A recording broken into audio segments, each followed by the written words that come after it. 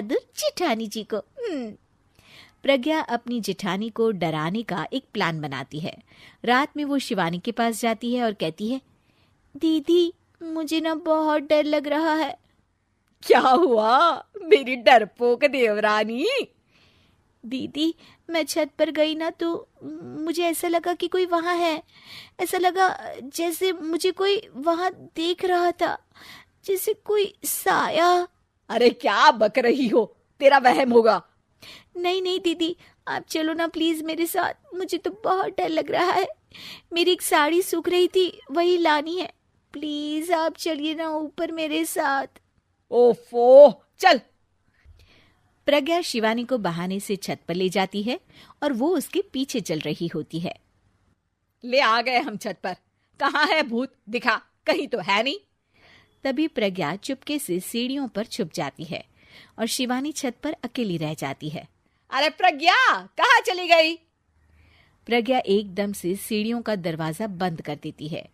अब शिवानी को डर लगने लगता है। मैं नीचे चली जाती हूँ। लगता है प्रज्ञा भी नीचे ही चली गई है।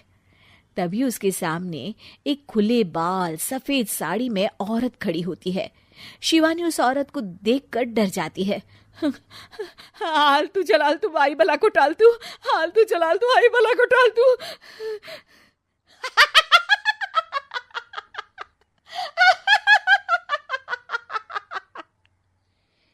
चुड़ैल की हंसी सुनकर शिवानी बुरी तरह डर जाती है।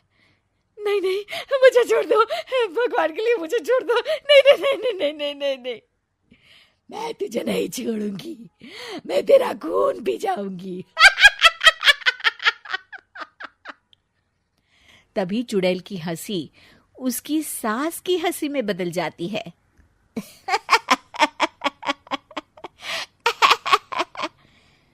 मम्मी जी, ये तो मम्मी जी की आवाज है। शिवानी आंख खोलती है तो सामने उसकी सास चुड़ैल का मेकअप करके खड़ी होती है और प्रज्ञा और उसकी सास जोर जोर से हंस रहे होते हैं।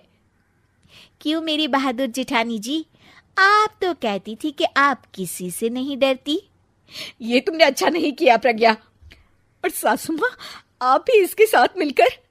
और नहीं तो क्या बहू, तुम अब मेरी छोटी बहू का ऐसे मजाक बनाओगी तो मुझे तो चुड़ैल बनना ही पड़ेगा ना। प्रज्ञा और उसकी सास और जोर जोर से हंसने लगते हैं और शिवानी गुस्से में नीचे चली जाती है।